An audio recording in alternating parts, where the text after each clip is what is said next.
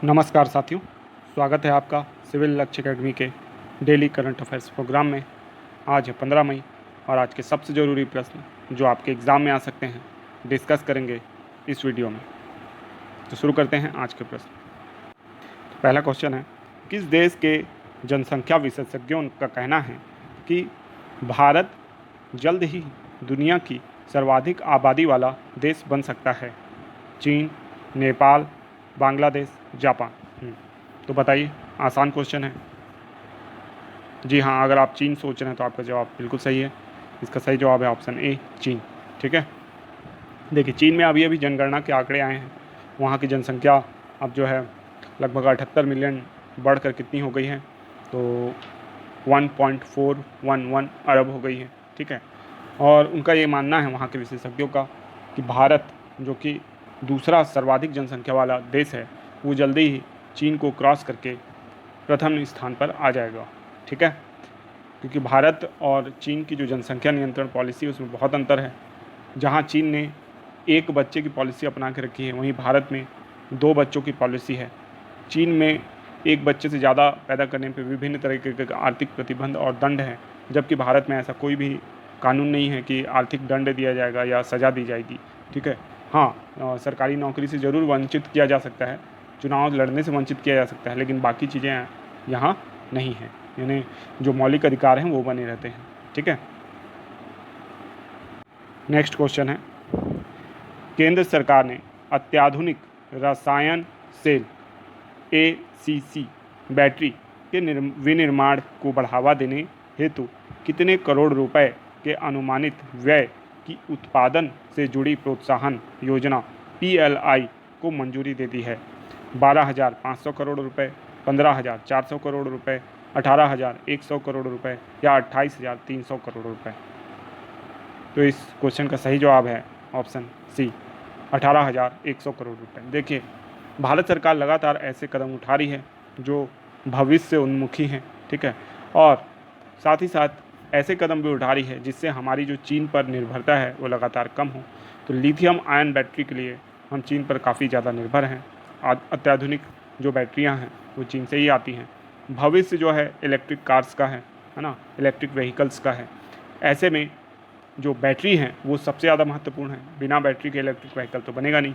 तो इसलिए electric vehicle के निर्माण हेतु जो बैटरीज़ बनेंगी, मोबाइल के लिए, लैपटॉप के लिए जो बैटरीज़ बनेंगी, उनके लिए ही PLI स्कीम, यानी जो ये है उत्पादन को बढ़ावा देने के लिए प्रोत्साहन की जो नीति है उसको आगे बढ़ाने हेतु 18,100 करोड़ रुपए की मंजूरी दी गई है। ठीक है, नेक्स्ट क्वेश्चन है, drugs controller general of India DCGI ने 2 से 18 साल के उम्र के बच्चों के लिए किस वैक्सीन के ट्रायल को दूसरे और तीसरे चरण के लिए मंजूरी दे दी है? स्पुतनिक 5, कोवैक्सीन, कोविशील्ड या इनमें से कोई नहीं?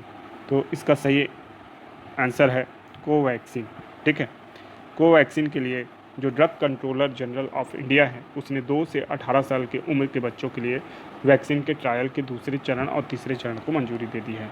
ये जो भारत बायोटेक की कंपनी है जिसका जो ब्रांच हैदराबाद में है, तो हैदराबाद में ये दूसरे और तीसरे चरण का जो परीक्षण होगा, इसके लिए 525 वॉलंटियर्स को ये जो टीका है वो लगाया जाएगा, पहला डोज। उसके 28 दिनों के बाद दूसरा डोज लगाया जाएगा। फिर उसके रिज़ल्ट का इंतज़ार किया जाएगा और देखा जाएगा कि सभी जो हमारे वॉलंटियर हैं वो सुरक्षित हैं कि नहीं। अगर वो सब सुरक्षित होंगे और सारी चीज़ें अच्छे से स्मूथली हो जाएंगी तो ये जो टीकाकरण अभियान है ये पूरे भारत में चालू कर दिया जाएगा। ठीक है, तो इसको याद रखिएगा, कोवैक्सीन के लिए ऐसा किया गया है। नेक्स्ट क्वेश्चन है, हाल ही में कितने राज्यों ने प्रधानमंत्री गरीब कल्याण अन्न योजना के तहत खाद्यान्न वितरण शुरू किया है? 20, 22, 21 या 13? तो इसका सही जवाब है ऑप्शन डी, 13। ठीक है, तो प्रधानमंत्री गरीब कल्याण अन्न योजना जो है ये केंद्र की योजना है जो गरीबों को अन्न उपलब्ध कराने की योजना है। ठीक है, तो ये हाल ही में शुरू की गई है। कोरोना काल में पिछले वर्ष भी इसको संचालित किया गया था, इस वर्ष भी इसके तहत कार्य किए जा रहे हैं। ठीक है, तो 13 राज्यों में ये पूरी तरीके से प्रारंभ हो चुकी है, याद रखिएगा। नेक्स्ट क्वेश्चन है, विश्व स्वास्थ्य संगठन WHO के अनुसार भारत में पिछली साल पहली बार सामने आया कोरोना वायरस B.1.617 स्वरूप कितने देशों में पाया गया है? 30, 22, 44 या 15? तो देखिए, पहले तो ये रिपोर्ट आ रही थी कि 30 देशों में पाया गया है, लेकिन हालिया रिपोर्ट के अनुसार ये संख्या 44 है ना। तो 44 देशों में जो भारतीय वेरिएंट है वो पहुंच चुका है, ठीक है। तो इसमें ज़्यादातर देश तो हमारे पड़ोसी हैं ही, इसके अलावा UK वगैरह जितने भी देश हैं जहां भारतीय यात्रा कर रहे थे, है ना, द्वितीय लहर के दौरान, उन सभी देशों में क्या पहुंच गया है, ये कोरोना वायरस पहुंच चुका है, ठीक है। ये अब तक के कोरोना वायरस में सबसे खतरनाक वेरिएंट माना जा रहा है, ठीक है। और इसे विश्व स्वास्थ्य संगठन ने, ठीक है, कंसर्न के लिस्ट में डाल दिया है ना। तो इसको भी आपको याद रखना है। नेक्स्ट क्वेश्चन है, सुप्रीम कोर्ट के द्वारा ऑक्सीजन आपूर्ति में सुधार लाने के लिए गठित राष्ट्रीय कार्यबल में कितने सदस्य हैं? 10, 12, 15, 11? तो इसका सही जवाब है ऑप्शन बी, 12 सदस्य हैं। तो देखिए, सुप्रीम कोर्ट वो सारे कार्य करने की कोशिश कर रहा है जो सरकार को करनी चाहिए थे। काफ़ी दुख की बात है कि जो केंद्र सरकार को जिन सब चीज़ों पे ध्यान देना चाहिए था, कोर्ट को स्वतः संज्ञान लेते हुए उन सारी चीज़ों की ओर सरकार का ध्यान आकृष्ट करना पड़ रहा है। सरकार को ये बताना पड़ रहा है कि देश में ऑक्सीजन की कमी है, सरकार को ये बोलना पड़ रहा है कि कोविड में स्थिति गंभीर है देश की, तब जाके सरकार सुन रही है। वरना सरकार ने बहुत ज़्यादा लापरवाही की है। पश्चिम बंगाल चुनाव में बिजी रहना और विभिन्न चुनावों में पंचायत चुनाव कराना बहुत ही लापरवाही पूर्वक कार्य रहा है, ठीक है।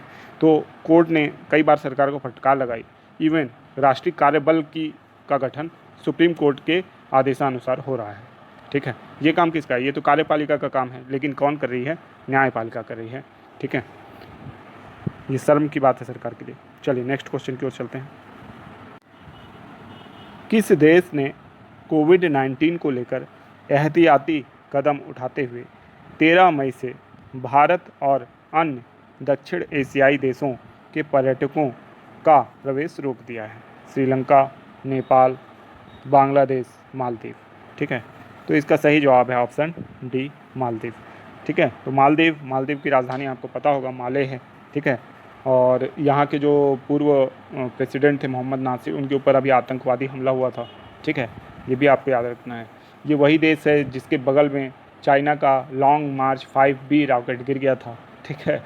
और इसी देश ने कुछ दिन पहले केवल भारत के लिए ये प्रतिबंध लगाया था, लेकिन अब इसका दायरा पूरे दक्षिण एशियाई देशों तक विस्तारित कर दिया गया है, ठीक है। आपको याद हो कि जो मालदीव है, तो मालदीव का जो सीमा है मिनी कायद्वीप से कौन निर्धारित करता है? 8 डिग्री चैनल निर्धारित करता है। तो इसको भी आपको याद रखना है। मालदीव हिंद महासागर में स्थित है, ठीक है। और 8 डिग्री चैनल के नीचे यानी 7 के आसपास इसका आप समझ सकते हैं अक्षांशीय विस्तार होगा, ठीक है। तो चलते हैं नेक्स्ट क्वेश्चन की ओर। नेक्स्ट क्वेश्चन है, संयुक्त राष्ट्र का नया मानवीय प्रमुख किसे नियुक्त किया गया है? Frank Menaria, David Maithon, Martin Griffiths या एंटोनियो गुटेरेस? तो इसका सही जवाब है ऑप्शन सी, मार्टिन ग्रिफिथ्स, ठीक है। मार्टिन ग्रिफिथ्स ये ब्रिटेन के हैं और ये मानवीय मामलों में विशेषज्ञता हासिल रखते हैं, ठीक है, हासिल किए हुए हैं। तो मार्टिन ग्रिफिथ्स को इस पद पे बनाना बहुत ही अच्छी बात है, ठीक है। और ह्यूमैनिटेरियन मामले, है ना, ह्यूमैनिटेरियन जो इशू हैं जो विश्व भर के, है ना, उनको देखने का कार्य अब कौन करेंगे? Martin Griffiths. इनका नाम याद रखिएगा। नेक्स्ट क्वेश्चन है, वर्ल्ड बैंक की हालिया report migration and development brief के मुताबिक वर्ष 2020 में सबसे ज़्यादा रेमिटेंस किस देश ने प्राप्त किया है? भारत, चीन, फ्रांस, ब्रिटेन?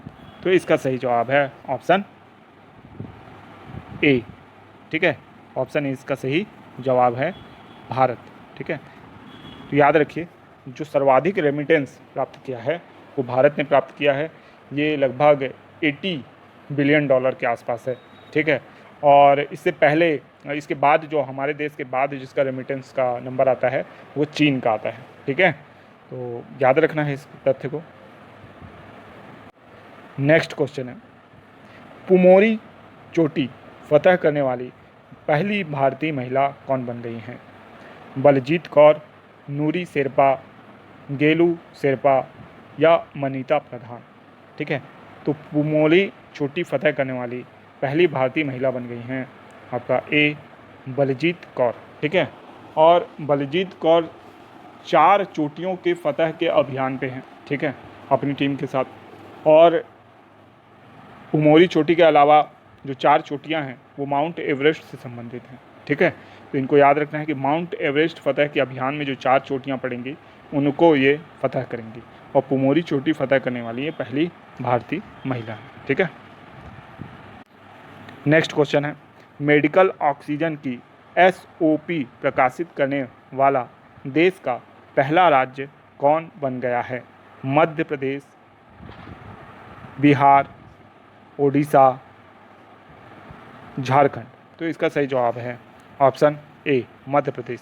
ठीक है, SOP जो होता है ये स्टैंडर्ड ऑपरेशन जो पम्पलेट या बुक कह सकते हैं ना, तो वो होती है जिसमें सारी चीज़ें लिखे रहती हैं, पूरा प्रोसेस लिखा रहता है, प्रोसीजर लिखा रहता है कि आपको कैसे कैसे क्या क्या करना है। तो बहुत ही सरल तरीके से ये पुस्तिका लिखी गई है ताकि कोई भी पढ़ के मेडिकल ऑक्सीजन को अच्छे से उपयोग कर सके। खासकर यह हॉस्पिटल्स के लिए है, यानी हॉस्पिटल में भी मेडिकल ऑक्सीजन के रखरखाव को लेकर इतनी अच्छी व्यवस्था नहीं है। तो बहुत ही अच्छा काम किया मध्य प्रदेश ने, है ना, ये काम क्योंकि आप देख रहे होंगे कि बहुत जगह जहाँ ऑक्सीजन सिलेंडर पहुँच रहे थे वहाँ एक्सीडेंट हो रहे थे, आग लग रही थी। तो आपको पता हो कि ऑक्सीजन जो है वो जलने में सहायक गैस है। अगर उस कमरे में आग वगैरह लग गई तो उस आग को काफ़ी ज़्यादा बढ़ा सकती है ये गैस, है ना, ऑक्सीजन। ठीक है, तो याद रखिएगा। नेक्स्ट क्वेश्चन है, देश का पहला म्यूकरमाइकोसिस यूनिट किस राज्य में बनाया जाएगा? राजस्थान, बिहार, उत्तर प्रदेश, मध्य प्रदेश? तो इसका सही जवाब है ऑप्शन डी मध्य प्रदेश। ठीक है, तो मध्य प्रदेश काफ़ी अच्छे काम कर रहा है। एक तो अभी SOP जारी करना हो गया ऑक्सीजन के लिए, और दूसरा म्यूकरमाइकोसिस यूनिट बनाएगा। ठीक है, ये कहाँ कहाँ, भोपाल और जबलपुर में ये यूनिट्स तैयार हो रही हैं। ठीक है, मेडिकल कॉलेज में वहाँ 10-10 बेड की ये यूनिट्स तैयार होंगी। ठीक है, आपको मैं बता दूं कि म्यूकरमाइकोसिस ये जो है म्यूकोमाइकोस जो आपका फंगस है उसके द्वारा होता है। इसको ब्लैक फंगस भी कहते हैं। अगर जो कोविड पेशेंट हैं जिनको स्टेरॉइड ज़्यादा दिया जा रहा था, जिनको मधुमेह रोग था, उनको अब ये फंगस हो जा रहा है। ठीक है, ये फंगस होने से क्या होता है, आंखें लाल हो जाती है। जनरली आंख को इफेक्ट करता है ये।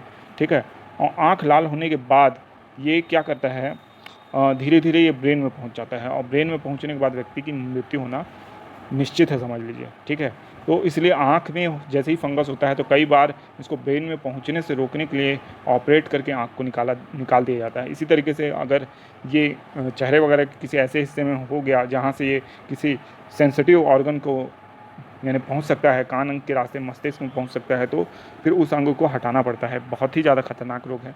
ठीक है, और इसके लिए जो स्पेशल यूनिट कौन बना दे रहा है, मध्य प्रदेश बना रहा है। तो इसको आपको याद रखना है। नेक्स्ट क्वेश्चन है, अमेरिकन इंडियन फाउंडेशन की स्थापना से किन नेताओं की पहल पर की गई थी? यानी अमेरिकन इंडियन फाउंडेशन की स्थापना निम्न में से किन नेताओं की पहल पर की गई थी? बिल क्लिंटन एवं अटल बिहारी वाजपेयी, बराक ओबामा एवं डॉक्टर मनमोहन सिंह, नरेंद्र मोदी एवं डोनाल्ड ट्रंप, नरेंद्र मोदी एवं बराक ओबामा? तो इसका सही जवाब है ऑप्शन ए। ठीक है, बिल क्लिंटन एवं अटल बिहारी वाजपेयी। जब अटल बिहारी वाजपेयी उस समय कह सकते हैं प्रधानमंत्री थे, तो उसी साल भुज भूकंप आया था गुजरात में। ठीक है, और उसके कारण भारी तबाही हुई थी। और फिर जब बिल क्लिंटन आए भारत में, तो भारत और अमेरिका के दोनों ही प्रधानमंत्री मिलकर एक भारत की ही मदद के लिए एक ऐसा यानी नॉन प्रॉफिटेबल ऑर्गेनाइजेशन बनाए जिसका नाम था अमेरिकन इंडियन फाउंडेशन। ठीक है, इसने कोविड काल में बहुत ही अच्छा काम किया है, बहुत ही अच्छा। ठीक है, अभी तक 25 मिलियन अमेरिकन डॉलर का सहयोग कर चुका है ये फाउंडेशन भारत की। ठीक है, तो उस समय की जो स्थापना है ये आज बहुत ज़्यादा अच्छा काम कर रहा है। ये अमेरिका की भी मदद किया था, अभी जब अमेरिका कोविड में क्राइसिस में था तो उसकी भी मदद किया था, अब ये भारत की मदद कर रहा है। ठीक है, तो अटल बिहारी वाजपेयी जी को नमन है कि उन्होंने इतना अच्छा एक कार्य किया जो आज भारत के लिए क्या फ्रूटफुल साबित हो रहा है। ठीक है, नेक्स्ट क्वेश्चन है, conspiracy to kill Rajiv Gandhi पुस्तक के लेखक कौन है? संजय बारू, सारिका चौधरी, के रघोत्थमन या दिलीप चिनॉय? इसका सही जवाब है ऑप्शन सी, के रघोत्थमन। ठीक है, तो conspiracy to kill Rajiv Gandhi बहुत ही अच्छी पुस्तक है और इसी आधार पे एक फिल्म भी बनी, मद्रास कैफ़े। तो ये मद्रास कैफ़े था आपका, समझ लीजिए थाईलैंड है ना, बैंकॉक वगैरह में। ठीक है, वहाँ पे जो मद्रास कैफ़े था, तो माना जाता है उस फिल्म में जैसा दिखाया गया है कि उस स्थान में ही राजीव गांधी की हत्या का जो षड्यंत्र था वो रच लिया गया था। ठीक है, और उसके बाद सारी चीज़ें घटित होती हैं। ठीक है, तो भारतीय पूर्व प्रधानमंत्री राजीव गांधी जी की जो हत्या हुई वो न केवल लिट्टे से संबंधित था बल्कि एक बहुत जो कह सकते हैं वैश्विक कॉन्स्पिरेसी का हिस्सा था। ठीक है, और इसने न केवल यानी कह सकते हैं कांग्रेस का अहित किया था या गांधी परिवार का अहित किया था बल्कि पूरे देश का अहित किया था, क्योंकि राजीव गांधी जी की जो सोच थी वो इंटेलेक्चुअल थी। जो आज इंटरनेट की क्रांति हम देखते हैं, कंप्यूटर क्रांति, उसका पूरा श्रेय 100% श्रेय जाता है राजीव गांधी को। हाँ, उनसे कुछ गलतियाँ हुई लेकिन वो गलतियाँ और जो उनकी अच्छाइयाँ, जो अच्छे कार्य किए थे उनकी तुलना में बहुत कम है। ठीक है, तो याद रखिएगा इस पुस्तक को, ये एग्ज़ाम में आ सकती है, conspiracy to kill Rajiv Gandhi, किसकी पुस्तक है? के रघोत्थमन। ठीक है, नेक्स्ट क्वेश्चन है, विनेयार्ड विंड प्रोजेक्ट का संबंध किस देश से है? अमेरिका, इजराइल, रूस या भारत? तो इसका सही जवाब है ऑप्शन ए, अमेरिका। ठीक है, अब विनेयार्ड विंड प्रोजेक्ट, इसको क्यों पढ़ रहे हैं हम? क्योंकि ये जो विंड प्रोजेक्ट है ये अटलांटिक महासागर में लगाया जाएगा। जी हाँ, आप सही सुन रहे हैं, महासागर में लगाया जाएगा ये विंड प्रोजेक्ट और इसके तहत 86 से अधिक जो विंड हैं, टरबाइन हैं, वो समुद्र में लगाई जाएंगी और उससे करीब 800 मेगावाट बिजली के उत्पादन का लक्ष्य अमेरिका ने रखा है। ठीक है, तो बहुत ज़्यादा महत्वाकांक्षी और कह सकते हैं इनोवेटिव प्रोजेक्ट है ये, देखते हैं कि कितना सक्सेस होता है। ठीक है, तो ये थे आज के महत्वपूर्ण प्रश्न। अब इसके बाद देखेंगे रिवीजन प्रश्न जिनके जवाब आप देते हैं। तो चलते हैं रिवीजन प्रश्न की ओर। तो शुरू कर रहे हैं हम रिवीजन प्रश्न।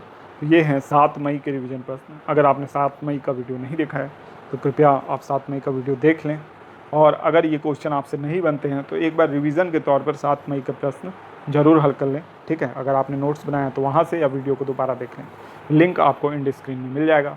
साथ ही साथ मैं आपको बताना चाहूँगा सारे प्लेलिस्ट तैयार हैं, प्लेलिस्ट के माध्यम से आप रिवीजन कीजिए, भरपूर रिवीजन कीजिए।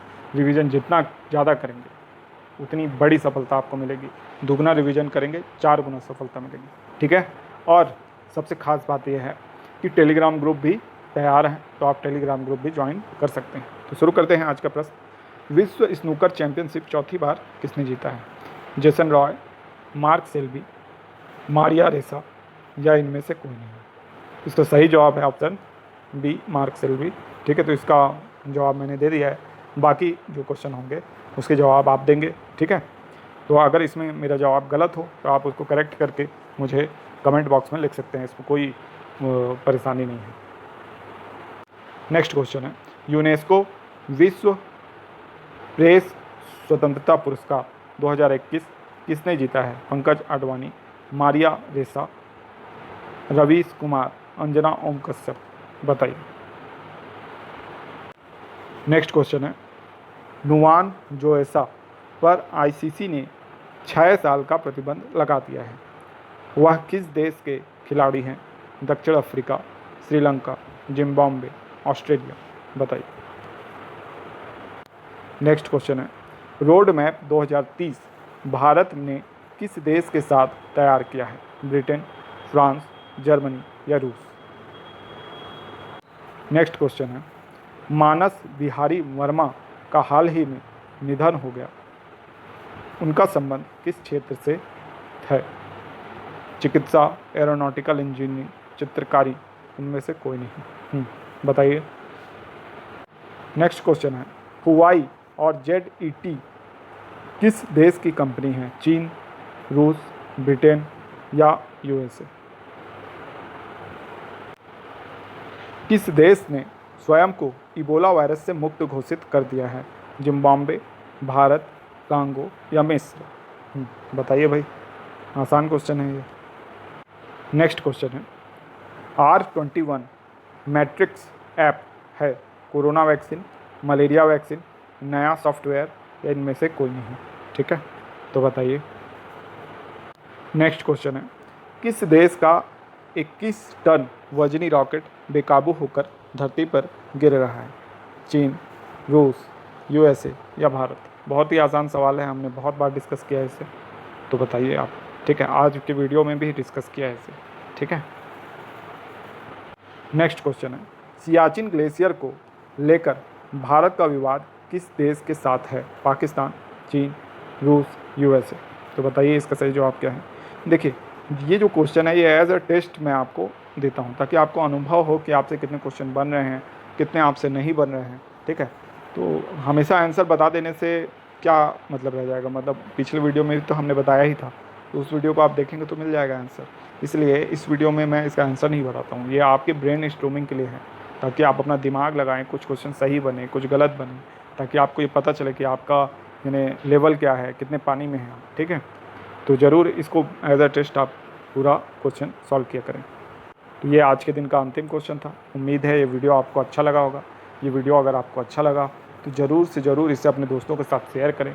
हमारा व्यू बढ़ेगा तो हमारा कॉन्फिडेंस बढ़ेगा, हमें पता चलेगा कि आप हमारे वीडियोज़ को पसंद कर रहे हैं। इसके साथ ही साथ अगर आपने चैनल सब्सक्राइब नहीं किया है तो ज़रूर करें। ठीक है, इसके साथ ही साथ वीडियो को लाइक करें, कमेंट करना ना भूलें, बेल आइकॉन का बटन हिट कर लें ताकि आपको नेक्स्ट वीडियो की नोटिफिकेशन समय पर मिले। धन्यवाद, आपका दिन शुभ हो।